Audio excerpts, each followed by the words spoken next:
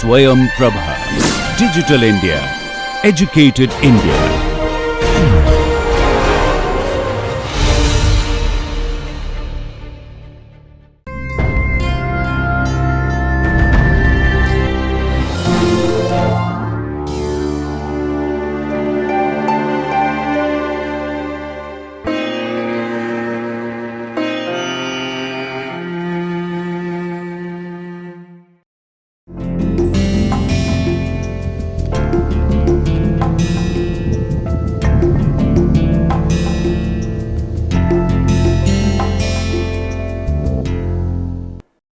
Hello everyone, I am Ravichandran from the Department of Humanities and Social Sciences, IIT Kanpur.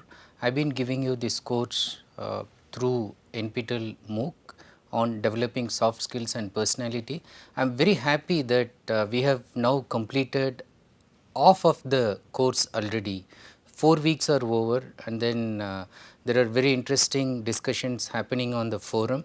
I request those who are not participating yet to join the forum, and there are very interesting answers. Even people are giving themselves even before I could give the answers. Some of the answers that I liked, I have marked as the best answer. Having said that, now we are just moving to the remaining of the course, which I think is going to be as exciting as how we started before. 4 weeks are over, now we are on the 5th week, and this is the first module and lecture number 25. Now in this week I am going to bring in a new concept and then introduce you to something again you've been taking for so much for granted, and it's been permeating our entire life, but we don't stop and then think about what it is doing to us. You might have guessed what I am going to tell about. It's about technology and how it is related to communication, how it is making or marring our ability to develop our own personality and use soft skills to enhance it. Now in this module and this lecture in particular, I am just going to introduce you to the concept, the technological personality that we have been developing, and whether it's the right thing to do or not, and why we are developing that kind of personality. Now before we actually get into the core concept, let's quickly remember what we did in the last lecture, and then I would give you some important points in terms of highlights. In the last lecture I continued with more challenges that you can face in terms of handling telephone calls, and particularly dealing with difficult callers. And in terms of difficult callers, I talked to you about dealing with angry callers. So most of the aspects of dealing with angry callers are similar to the way you deal with an angry person in conflict resolution, but there are certain special traits which again we discussed, and after that I focused on some essential telephone skills you should have, whether at basic or at advanced level. The key important thing that I started with was asking you to manage your voice. I said even you can record it, train it, and then say key words like sorry, thank you, most welcome, etc. And you have to be an active listener throughout the telephone conversation. You should be cheerful, because the cheerfulness that you will have by feeling good will affect the other person and make the person also feel good. You should know your caller in advance, or even if you don't know the caller in advance, try to guess what is the caller in terms of age, in terms of mood, in terms of the title by which you should address the caller. You may have some initial fear, especially if you are in a new place and then you are supposed to handle some tough callers. You may have some initial fear and apprehension, but only by practicing and then doing the things that you fear, you will be able to develop confidence. And I also told you some amount of initial fear is necessary to remain focused and energize yourself. Be polite, use polite expressions, avoid jargons, technical words which are not very familiar. Even if you use, or if somebody is using, seek clarifications. By that way you will avoid miscommunication. anticipate problems when you are making a call, because not all the time the calls are going to end very peacefully and in a harmonious manner. There are likely to be problems. Overall, you should consider calls as opportunities to grow your personality, to enhance the image of the company or the people whom you represent. Ultimately, you should be the person anybody wants to talk to. You should never be the person people want to avoid. Okay, you know, you yourself might be avoiding people. You should not become one of those persons whom people want to avoid. Become the most popular person people want to talk to. Follow the tips that I suggested. Now, if you remember, I ended the lecture by saying that there are some people who just want to keep away from technology, okay, to be with themselves, like the musical genius like A.R. Rahman. Particularly the time when he was creating his music, he wants to be completely cut off from telephone calls. Now, have telephone and other such technology interspersed as our personality? Obviously, yes. Are we still remaining humans, or are we changing according to technology? The answer is like we have become techno humans. We are technological man, we are technological woman, we are technological kids. So we have just changing ourselves according to technology. There are theorists who are working on this techno culture, or how technology is affecting the living environment, and there are terms associated with that. One interesting term that you should know is that now we are considered as cyborgs. What are cyborgs? Okay, cyborgs are part human and part machine. And Donna Haraway, in her famous book Simians, Cyborgs and Women, refers to the techno humans that we have all become as cyborgs. Now, cyborgs are actually shortened from the phrase cybernetic organisms. Now, what do cyborgs indicate? They indicate that the boundaries between man and machine are blurred. So, now you cannot distinguish man from machine. Okay, they have become integrated, they have become part and parcel. Organisms are no longer bodies of knowledge, but biotic components, a kind of information processing device. That is what Donna Haraway says. The meaning is that she says that we are not having our own knowledge about ourselves, but we are becoming like a kind of floppy disk or a kind of pen drive in which we are carrying information by which people can access us, use us, manipulate us. Cyborgs, cybernetic organisms, according to her, is a result of a fusion between biology and technology. Okay. Cybernetics is also another field that has given this coinage cyborgs, because cyborgs, the first part is actually from cybernetics. Cybernetics simply is the study of control systems. But in today's world, what kind of control systems? So, we can understand those systems which are actually controlled by machines, and today machines which are actually being controlled by computers or artificial intelligence. So, that is what is meant by cybernetics. Now, you can get a feel of what I am going to tell you, that now human beings are controlled by machines, which are again controlled by machines or computers which have artificial intelligence that can act, behave much better than a normal human being. And we are cyborgs.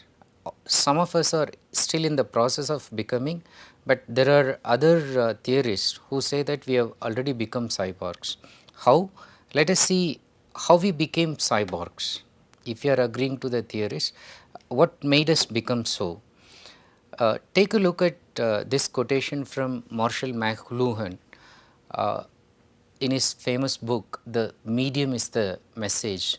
What McLuhan talks about is that he says that all media, that is any medium that we use, are all extensions of some form of human faculty. So, let me read the quote and then explain to you. Quote from Marshall McLuhan: all media are extensions of some human faculty. The wheel is an extension of the foot. Okay, from the wheel we have car. So he says, or bike or even cycle. He says that that itself is an extension of the foot. The book is an extension of the eye. Okay, we have extended the book. So now you can understand. Now we have e-books. Okay, now then we have monitors, TVs. Now these are all higher projections of eye. Clothing, he says, an extension of the skin. Electric circuitry, an extension of the nervous system. So all kinds of this technological innovations, inventions for McLuhan, one way or other, are actually extents of some kind of human faculty, some kind of human functioning, some kind of human parts which are represented in this. But what happens in this technoculture or cyber culture scenario? The extensions have actually become the real. The extensions have gained so much autonomy that they have become the real. What do I mean by this? For example, you start having something, okay, as a kind of technological extension, but then the extension actually becomes real, it becomes part and parcel of you. A kind of metal that is inserted in your body after fracture. Okay. So initially it was an outside one, but after some time it becomes you. You cannot live without that. The pacemaker that is kept inside the heart, again without it you cannot live. So, so much so you become part and parcel, and then there are some thing which we thought that are actually extensions, they have also become completely autonomous. Okay. They define and give identity to the source and subject of extension. What is meant by this? They try to even give identity to the source, subject of extension, that is human beings. Now, the pen that you carry, whether it is a simple pen or a Parker pen, okay, so that tries to define, give you some identity. The bike that you drive, the car that you drive, so whether you are driving a Nano or whether you are driving a BMW or Audi, so that is actually initially it became an extension of you, but slowly it starts defining you, slowly it starts giving an identity to you.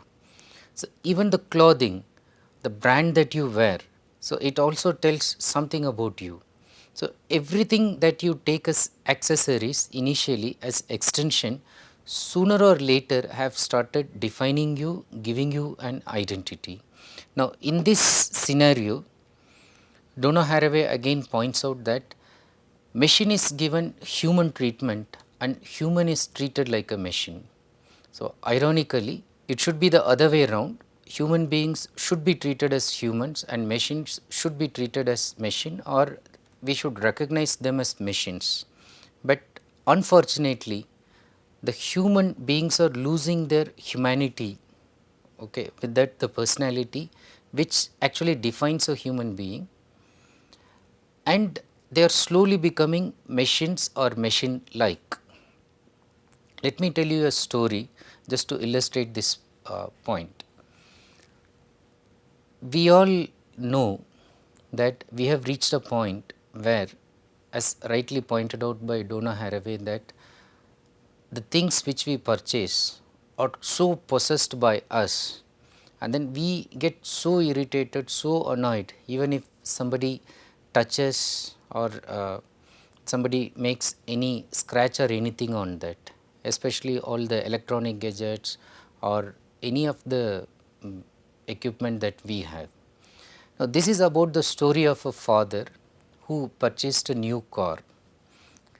And we all know, like, if when you buy a new car or even you have a new bike or any new machine that you have, new TV, new phone, so you don't even want a small scratch on that, especially when it is a car.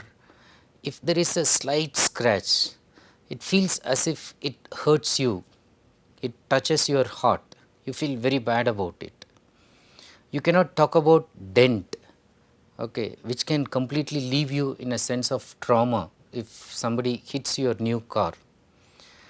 Now, the father has taken the car out from his garage and he went inside to close it and then take something from that before he wanted to start the car.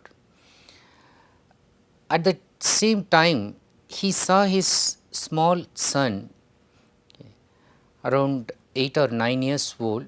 So, he came and then he had a nail, okay, a sharp object by which he can write something. So, he was actually scribbling something on the new car. The father saw that from a distance and he got so wild, so angry. For a while he didn't think that it is his son who is writing there and then making this mark on the car. So, he had a hammer. In fact, he went to take the hammer from the garage for tightening something, hitting something. So, he took the hammer, he came running, and in his anger he just hit the son on the hand, on the fingers, the two fingers which he was using to write something. Now, the boy cried in pain and then he hit the fingers so fast, the fingers were crushed.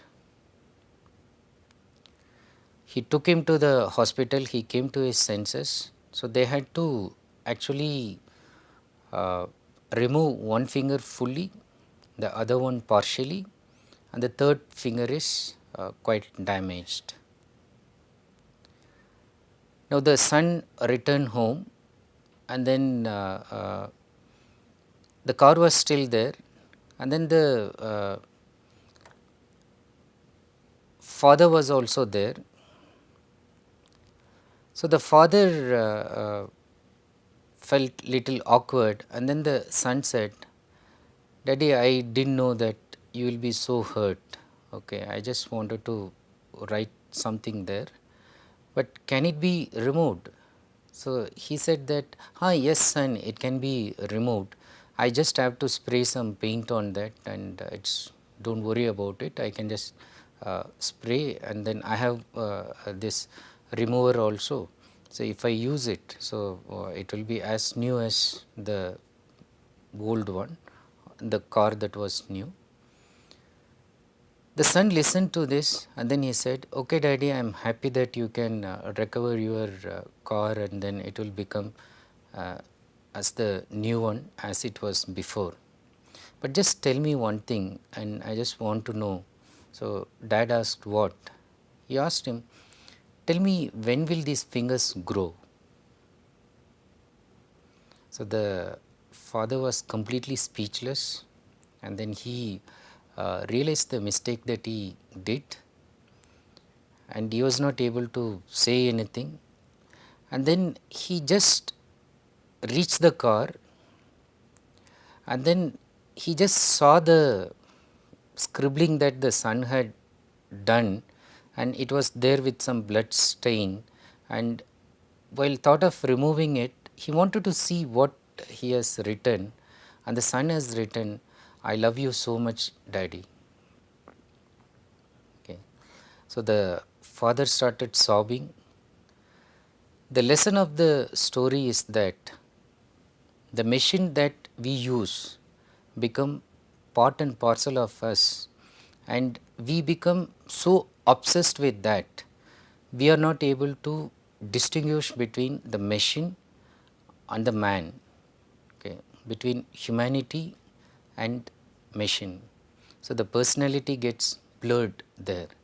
That is why Donna Haraway says, "Our machines are disturbingly lively and we ourselves are frighteningly inert." In the story that I told you, the car looks as if it is a human being and it cannot be touched. So, it will hurt it so much. The father got so angry and then he came and hit his son's own fingers. and frighteningly inert, like inactive, and then as if you are dead. So, he had no feeling at that moment. He just thought that his son is a troublesome machine, and then the car is just like a human being, and he is going and hurting, scratching and affecting the car, instead of thinking the other way around. Now, this is the danger. So, how far are you taking your extensions of your own self, your own personality as real, and then how much do you take it to your heart? Now, this is one lesson where you should realize, and then you should ask yourself, have you transgressed this boundary that you should have set between you and machine, and then within this boundary, so the people around you so should be there, not the machines which are surrounding you. Let us look more at how this change has happened, how the cyborgian shift took place. It is because of the changing times, amazing transformation has taken place in the cyberspace, cyber culture. So, you have YouTube. So, today like the entire classroom has become completely mobile. I am teaching, and then I am teaching for about 15,000 students. You are able to watch it on YouTube, and then you are able to see that and respond to that through internet. So, completely online, and we are seeing each other, we are responding, but then we have removed the boundaries. So, it is good, but it is also changing the times. Facebook, Twitter, WhatsApp, iPod, the web, the internet, the mobile. In fact, I am going to devote one complete lecture, the next one on the mobile. And other than this, new devices, new applications, new technologies, new practices. Now, what is this doing to us? This affects the mind and the body, the thought patterns, thinking capabilities, ways of expression, communication, change in language. We use SMS language in exam papers.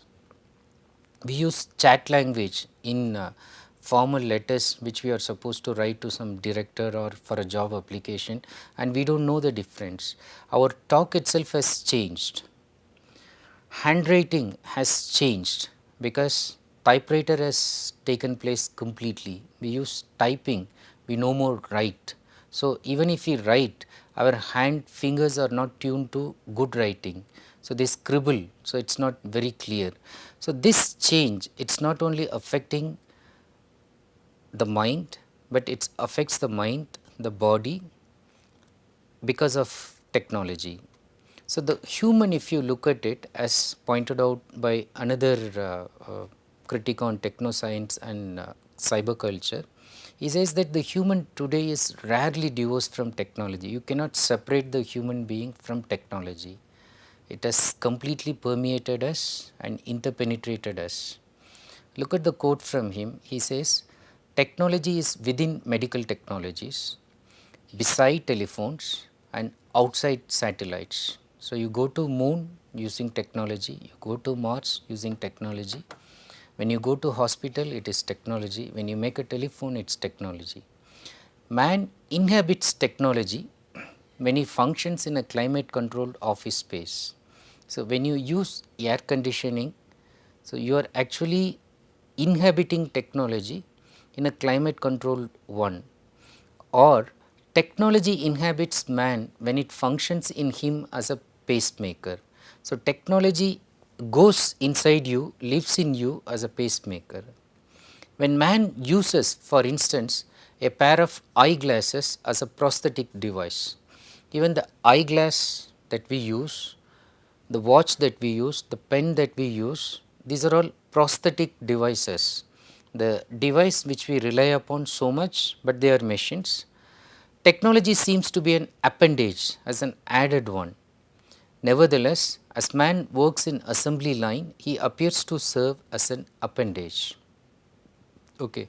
So, if you look at it, we cannot completely remove technology from us, nor we can come out of technology. Now, what is the final point I am trying to make? In terms of technology and human personality, its influence on our personality, despite the benefits that it has conferred on mankind and so many things that we have got out of technology. Three keywords you should keep in your mind whenever you are using technology, any kind of technology. The first keyword is control, the second one is benefit, and the third one is choice. Now ask these kind of questions related to control. Ask the question, who controls technology? Take for example internet technology. Who is controlling it?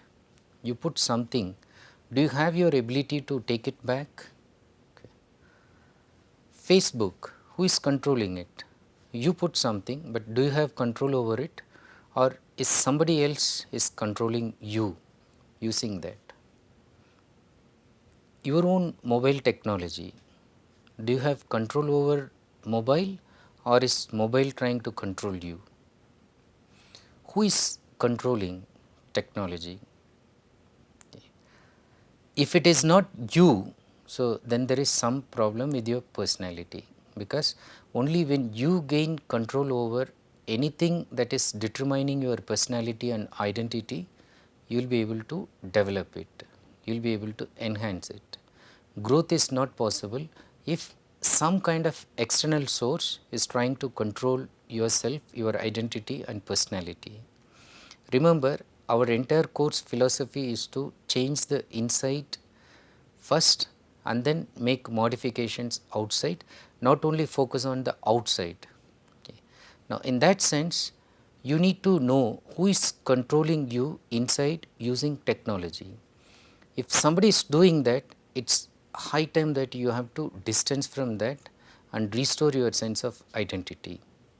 Ask the other questions associated with benefits. Who benefits from it? So, when you buy a particular brand of phone, who is benefiting? Of course, there is some amount of benefit for you also, but you keep asking who is finally benefiting? Is it you or somebody else? So, that question again will make you realize that the benefits that you are getting may be just an illusion, may not be really what you are getting, and somebody else may be making you believe that you are getting certain benefits, but actually making you addicted to some bad habits, by which you will always believe that you are getting the benefits, you will be never able to come out of the bad habits, and like the Zeigarnik effect that we talked about, things will keep remaining incomplete, your mind will go back to that again and again, and somebody else is taking benefit out of this situation. And the last question that you need to ask is, do we have a choice? Can I choose something? No, apparently you will think that, oh, I choose when I go to the market and I want to buy something, when I go to the mall to buy something, I choose it. But if you ask yourself very carefully, how did you make this choice? Okay. Somebody told you. How did that somebody tell you? Is it a marketing person or a salesperson or a friend or a colleague? How did they get the impression? Who told them this? They read from something, they saw an advertisement, they heard it on the radio, they watched it on the TV, or you yourself watched some advertisements, or you saw your neighbor wearing that, using it, so it entered into your mind that you should also own it. So, the choice which looks like you actually wanted to buy that on your own thinking itself is not correct. Somebody has actually penetrated your thinking itself and given you some kind of image in your mind that only if you buy that, only if you eat it, only if you wear it, only if you have it, then you are really making a good choice. That is telling your identity and personality. But actually when you think that you have a choice, you actually have no choice. The other thing that you should ask in relation to this is, who is choosing it for you? Okay. Generally we can ask this question, who is choosing for us if we are not making the choice, and is it the same person who is benefiting from whatever we are using as consumers? And is it the same person who is also trying to control the direction of technology, where it moves, what should be the next aspect of technology? Now, if it is the same person, same group, same corporation, so then you have to be careful about not getting enslaved in the kind of trap that is surrounding you. Now, it's rather appears to be easily said, but I know that it's not that easy to follow. I'll give you more illustrations in the next one, as taking mobile as an example and how it has actually captured our imagination, our creativity, and then everything has been seized, and then it has taken complete control and possession of us. Before we go to that, just two thoughts for you. One from the famous Albert Einstein. He said that long ago, but whatever he said at that point of time is appearing to become so real now in the contemporary information age and the age of technology. He said, I fear the day that technology will surpass our human interaction. I fear the day that technology will surpass our human interaction. The world will have a generation of idiots. I am not going to interpret this. I just want you to look at the other one that's available on Facebook about mobile phones and make the comparison yourself and arrive at a quick conclusion. Mobile phones make you closer to person far from you. Mobile phones makes you closer to person far from you, but it takes you away from the ones sitting next to you. So, it is connecting to people far from you, but it is taking you away from the one sitting next to you. Think about this. So, in the next lecture, I am going to focus more on how mobile is used for communication, but how effectively it should be used and how ineffectively it is being used. So, with this I conclude this lecture.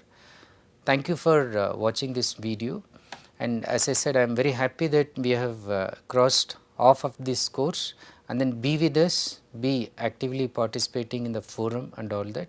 Thank you once again.